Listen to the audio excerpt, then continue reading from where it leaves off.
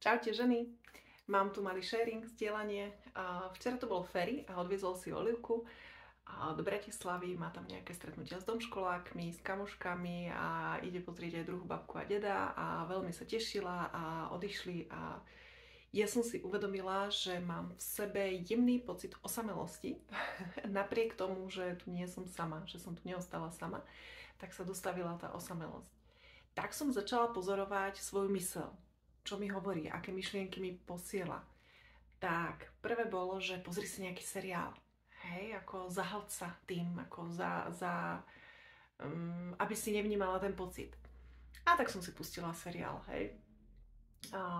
Už som dávno nič nekúkala, pribudli mi tam 3 diely, tak som si ich kúkla a išla som spať. Ráno som sa zobudila a ten pocit tam stále bol, samozrejme. A tak som pozorovala ďalej, že čo bude. A išla som do mailu, kde som si našla kopec odpovedí na môj včerajší newsletter a mysel mi povedala, že začni si ich čítať, pozri si ich a vlastne som za tým cítila zase také, že sa idem oklamať. Tak som si povedala, nie, teraz nie, odpoviem na ne neskôr. A inokedy by ma to možno ťahalo ešte na sociálne siete, ale ja už to mám teraz tam tak, že strašná nuda, hej? Že už tam ani nikoho nesledujem, nič tam nepozerám. Takže tam to nešlo, to len hovorím, že keby sa vám to objavilo, že môžu do toho vstúpiť aj tie sociálne siete. Takže to som si povedala, že nie. Tak hovorím, OK, čo idem dnes robiť? A dnes nemám naplánované žiadne konzultácie a chcela som cvičiť, chcela som ísť na nejakú dlhú turistiku a pracujem na jednom e-booku, takže keď tu nebude Olivka, že to dotiahnem. No ale nevedela som sa stále nejak rozhodnúť, tak si hovorím, čo by urobil niekto, kto sa miluje. Tak som išla von, že k rieke, že ťahá ma to k vode a k rieke. No, vyšla som z domu a ťahalo ma to do mesta, do centra. Tá myseľ mi zase povedala, choď do centra, medzi ľuďmi nebudeš taká osamelá. A ja som si povedala, že dobre. Potom mi myseľ vravela, mohla by si ísť do shoppingu a urobiť si niečím radosť. A to som povedala, nie. Toto nie. Potom mi myseľ povedala, že daj si niečo sladké, zajedz to sladkým. No, lenže to som si nevšimla. To som si uvedomila, až keď som vyšla z tej pekárne a zakusovala do toho čokoládového croissantu. Tak si hovorím, uj, ty mrška, nevadí, už si to vychutnám, keď to mám.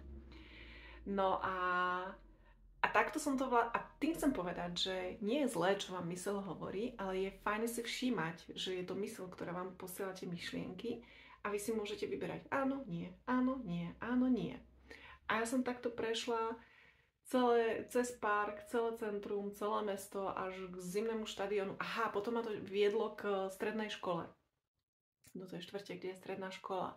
A ťahalo ma to akoby do spomienok, do nostalgie. Hej, tam, kde mi bolo dobre. A po tej ulici k zimnému štadiónu, kadiaľ sme zdrhali z vyučovania, aby sme sa mohli postaviť do rady na lístky, keď boli majstrovstvá Slovenska. A to hej, či do tých spomienok ma to ťahalo. Hovorím si, aha, okej.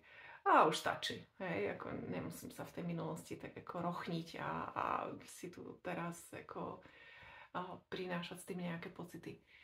A tam som to už potom stočila na hrádzu a k rieke a celú cestu naspäť som už išla popri rieke a bolo mi dobré, pretože popri tom ja som si tam stále vkladala tú myšlienku, ktorú som písala aj včera v e-maili, že čo by som robila, keby toto bola moja posledná prechádzka.